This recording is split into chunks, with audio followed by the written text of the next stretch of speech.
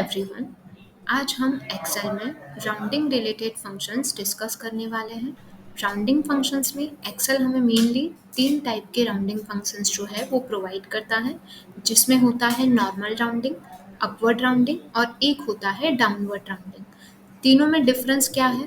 तो normal rounding जो है उसके लिए 0.50 वाली लिमिट मैटर करती है कि अगर कोई नंबर के बाद आपको कुछ डेसिमल्स दिए हुए हैं, अगर वो 0.50 से अप जा रहा है तो उसको वो 1 में कन्वर्ट करेगा, अगर वो 0.50 से लेस जा रहा है तो उसे वो 0 में कन्वर्ट करेगा।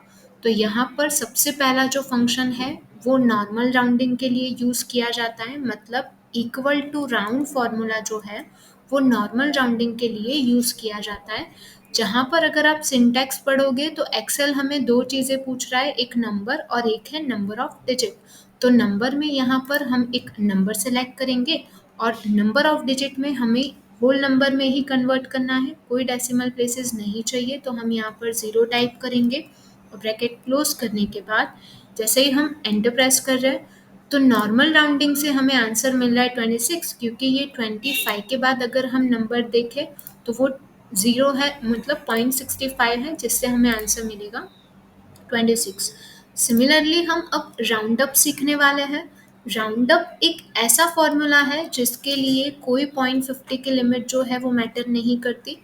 वो हमेशा जो भी डिजिट्स दिए हुए हैं उसको ऐड करने के बाद जो भी नंबर है उसको होल नंबर में कन्वर्ट करेगा। तो यहाँ पर हमने ये नंबर सेलेक्ट किया और कॉमा के बाद जैसे ही हम यहाँ पे 0 टाइप करके एंटर प्रेस कर रहे हैं, यहाँ पे हमें राउंड अप जो है वो नंबर 26 दे रहा है, क्योंकि अगर 0.50 वाली जो लिमिट है वो सिर्फ नॉर्मल राउंडिंग के लिए होती है, वो अपवर्ड राउंडिंग के लिए नहीं होती है। सिमिलरली डाउनवर्ड राउंडिंग है लास्ट फंक्शन हमारा। तो राउंडिंग जो है वो नॉर्मल राउंडिंग है, अपवर्ड राउंडिंग है और एक डाउनवर्ड है।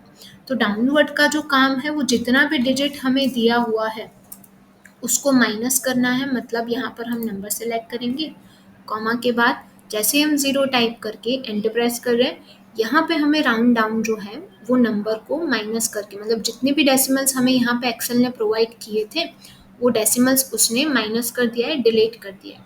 अब ये फॉर्मूला जो है वो मुझे कॉलम वाइज कॉपी करना है। तो ऑलवेज हम कीबोर्ड से Ctrl+D यूज़ करेंगे कोई भी फॉर्मूला को कॉलम वाइज कॉपी करने के लिए। ये सेम चीज़ यहाँ पर भी हमें सिलेक्शन के बाद Ctrl+D प्रेस करना है फॉर्मूला को कॉलम वाइज कॉपी करने के लिए। तो आपको सिलेक्शन प्रॉपर रखना है जब आप फॉर्मूला जो है वो कॉपी कर रहे हो column wise. So that's it for today. Thank you. Thanks for watching. Drop a like, leave a comment, and don't forget to subscribe.